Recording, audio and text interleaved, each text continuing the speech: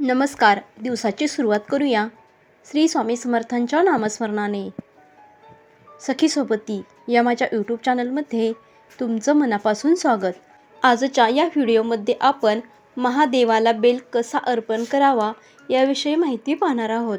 याआधी तुम्ही जर या चॅनलवरती नवीन असाल आणि स्वामींची मनापासून सेवा करत असाल तर चॅनलला सबस्क्राईब करा आणि कमेंटमध्ये श्री स्वामी समर्थ लिहायला विसरू नका. स्वामींच्या कृपेने तुमच्या सर्व इच्छा मनोकामना पूर्ण व्हाव्यात ही स्वामीचरणी प्रार्थना करते आणि आजच्या या व्हिडिओला सुरुवात करूया. ओम नमः शिवाय. ओम नमः शिवाय. हर हर महादेव. शिवाला बेलपत्र खूपच प्रिय आहे. एक बेलपत्र अर्पण केल्यामुळे 3 जन्माचे पाप नष्ट होते असा श्लोक आहे. श्रावणात आपण दर सोमवारी कमीत कमी 108 बेलपत्र वाहत असतो. ज्याला शक्य आहे ते त्याच्यापेक्षा जास्त अर्पण करत असतात. त्यासाठी बेल कसा व्हावा याचे शास्त्रात नियम सांगितलेले आहेत. ते नियम आपण पाहूया. भगवान शिवाला बेल अर्पण करताना अंगठा, अनामिका आणि मधले बोट याच्या मदतीने बेलपत्र अर्पण करावे. त्याचप्रमाणे हा बेल वाहताना देठ आपल्याकडे ठेवून पालता बेल अर्पण करावा. तुमच्याकडे गंगाजल असेल तर त्यामध्ये बेलपत्र आणि काळे तीळ मिसळून शिवाला 1 तांब्याभर पाणी ओम नमः शिवाय म्हणत अर्पण करू शकता. हा बेल वाहताना निसून घ्यावा. बेलपत्राची पाने तुटकी फाटकी नसावी. 3 पाने पूर्ण असावीत. जर बेलाच्या वृक्षालाच 1 पाणी, 2 पाणी, 4 पाणी, त्याचप्रमाणे 5 पाणी, 7 पाणी, 9 पाणी, 11 पाणी बेल आला तर त्याचे वेगवेगळे महत्त्व आहे.